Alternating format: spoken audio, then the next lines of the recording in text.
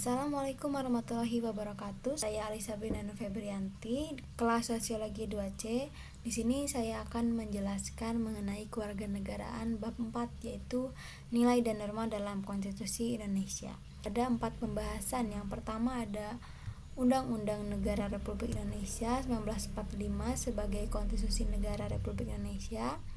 Kemudian sumber historis, sosiologis, dan politis mengenai konstitusi. Kemudian dinamika dan tantangan konstitusi dalam kehidupan berbangsa negara Indonesia, dan pentingnya nilai dan norma yang termuat dalam Undang-Undang Dasar Negara Republik Indonesia 1945. Yang pertama ada Undang-Undang Dasar Negara Republik Indonesia 1945 sebagai Konstitusi Negara Republik Indonesia. Apa itu konstitusi? Konstitusi berasal dari bahasa Prancis, berarti membentuk. Maksud membentuk di sini itu yaitu membentuk suatu negara. Konstitusi mengandung permulaan dari segala peraturan mengenai suatu negara, atau dengan kata lain, konstitusi ini mengandung permulaan dari segala peraturan mengenai negara. Jadi intinya itu membahas peraturan di suatu negara gitu ya.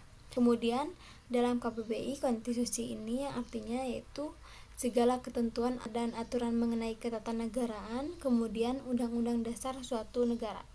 Di dalam konstitusi ini ada konstitusi tertulis dan konstitusi tak tertulis. Konstitusi tertulis ini disebut dengan undang-undang dasar, kemudian konstitusi tak tertulis itu disebut dengan konvensi, yaitu kebiasaan ketatanegaraan atau aturan-aturan dasar yang timbul dan terpelihara dalam praktek penyelenggaraan negara. UUD NRI 1945 ini memiliki kedudukan sebagai hukum negara dan hukum tertinggi di Indonesia. Maka peraturan perundang-undangan di bawah UUD NRI 1945 isinya harus bersumber dan tidak boleh bertentangan dengan UUD NRI 1945.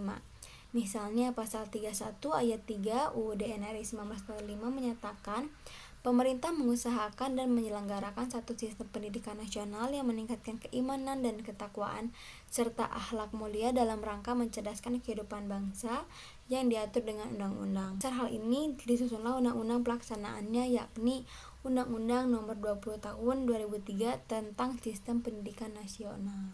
Lalu menurut Miriam Budiarejo 2008, konstitusi atau undang-undang dasar pada umumnya memuat ketentuan atau isi sebagai berikut. Organisasi negara itu misalnya pembagian kekuasaan antara badan eksekutif, legislatif, dan yudikatif. Kemudian ada hak asasi manusia, prosedur mengubah undang-undang dasar, dan ada kalanya memuat larangan untuk mengubah sifat-sifat tertentu dari undang-undang dasar. Hal ini untuk menghindari terulangnya hal-hal yang telah diatasi dan tidak dikehendaki lagi. Kemudian pembahasan yang selanjutnya yaitu sumber historis, sosiologis, dan politis mengenai konstitusi. Menurut sumber historis, yaitu menetapkan menjadi Undang-Undang Dasar Negara oleh PPKI pada tanggal 18 Agustus 1945.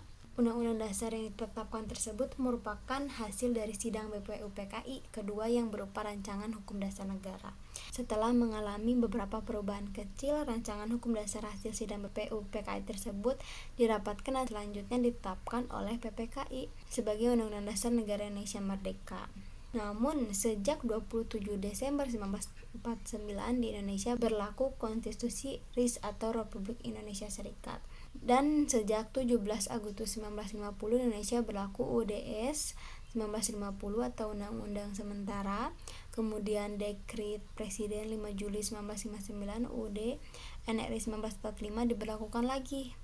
Kemudian setelah itu dikukuhkan secara aklamasi oleh DPR pada tanggal 22 Juli 1959 pada periode 1999 sampai 2002. UUD NRI 1945 ini telah mengalami 4 kali amandemen sampai saat ini. Nah, kemudian ada sumber sosiologis, yaitu menjamin hak-hak dasar warga negara.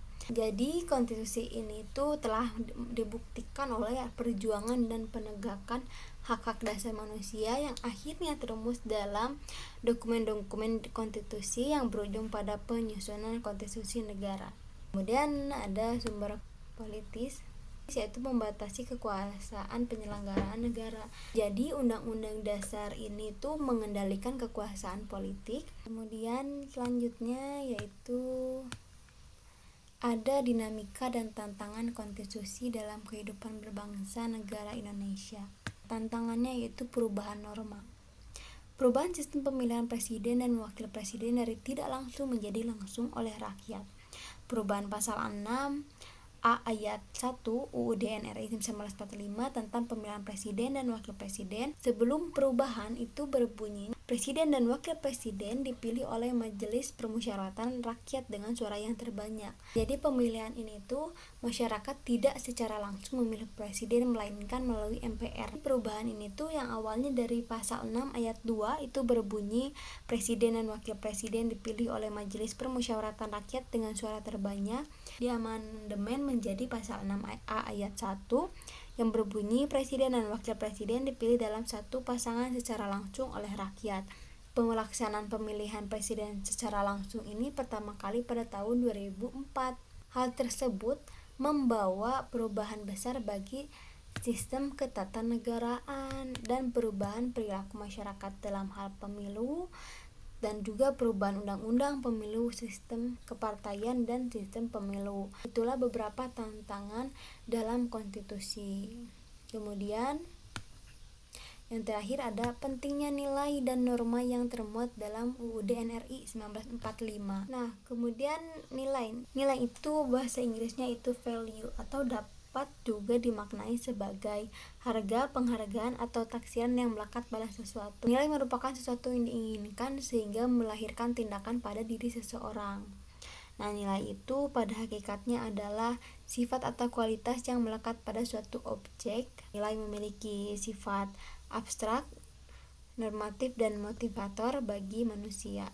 Contohnya itu ada kejujuran, kedisiplinan, dan kebahagiaan. Nilai ini terkandung dalam Pancasila yang 5 nilai dasar, yaitu ketuhanan, kemanusiaan, persatuan, kerakyatan, dan keadilan. Kemudian norma.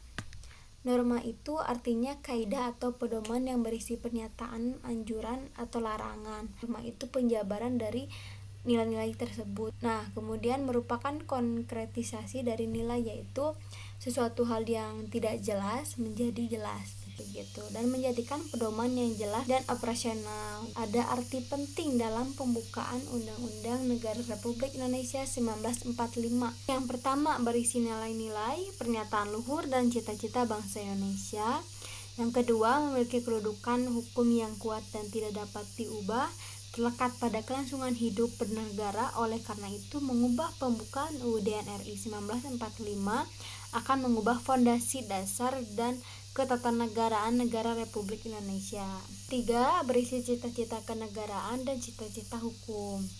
Yang keempat, nilai-nilai dasar yang terkandung dalam pembukaan UUD NRI 1945 tidak hanya Pancasila atau tidak hanya alinea keempat, melainkan juga ada nilai-nilai lain seperti alinea ke-1, ke-2, ke-3. 1 itu nilai kemerdekaan dan kedaulatan bangsa. Alinea kedua itu nilai patriotisme dan cinta tanah air. Yang alinea 3 yaitu nilai kebangsaan dan kesadaran akan identitas bangsa. Jika pembukaan UUD NRI 1945 ini berisikan nilai-nilai dasar atau nilai luhur bangsa Indonesia, maka bagian pasal-pasal UUD NRI 1945 juga berisikan norma-norma penyelenggaraan negara.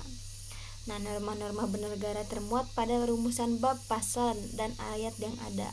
Jadi secara garis besar ini tuh berisikan tentang pasal-pasal. Jadi pasal ini tuh banyak sekali. Contohnya seperti bab 1 tentang kedaulatan pasal 1, bab 2 tentang Majelis Permusyawaratan Rakyat pasal 2 sampai pasal 4, dan lain sebagainya. Apabila diklasifikasikan norma penyelenggara bernegara Indonesia yang terdapat di bagian pasal-pasal ini tuh terdiri atas norma yang mengatur perihal sifat umum bernegara, misalnya tentang kekuasaan negara dan identitas negara. Norma yang mengatur perihal lembaga-lembaga negara juga ada, seperti hubungan antar lembaga negara, fungsi, tugas, hak, dan kewenangannya. Norma yang mengatur perihal hubungan antara negara dan warga negara yaitu hak dan kewajiban negara terhadap warganya ataupun hak dan kewajiban warga negara terhadap negara, termasuk juga hak asasi manusia. Jadi dalam pasal-pasal ini tuh terdapat norma-norma penyelenggaraan bernegara Indonesia. Kemudian tadi menyinggung soal hak asasi manusia. Pengaturan hak asasi manusia di Indonesia itu tercantum pada pasal 28A sampai 28J UUD NRI 1945. Jadi pengaturan hak asasi manusia ini tuh perlu diuraikan gitu ya. Jadi HAM ini tuh dimasukkan melalui amandemen kedua tahun 2000. Kemudian negara bertanggung jawab untuk menghormati, memenuhi, dan melindungi HAM. Konstitusionalisme menjadi landasan bagi perlindungan HAM dan membatasi kekuasaan. Untuk menguatkan berlakunya nilai dan norma-norma akan HAM dalam UUD NRI 1945 ini, maka dibentuklah norma-norma operasional seperti UU nomor 39 tahun 1999 tentang hak asasi manusia juga, dan UU nomor 26 tahun 2000 tentang hak asasi manusia. Adapun salah satu lembaga yang berperan aktif menegakkan dan melindungi HAM adalah Komnas HAM. Jadi berperan penting dalam menegakkan HAM di Indonesia ini. Mungkin sekian dari penjelasan saya. Mohon maaf jika ada kesalahan dalam penjelasan ataupun dalam perkataan saya, dan juga apabila ada suara-suara yang di luar terdengar, itu mohon dimaafkan karena kesempurnaan hanya milik Allah Subhanahu wa taala. Wassalamualaikum warahmatullahi wabarakatuh.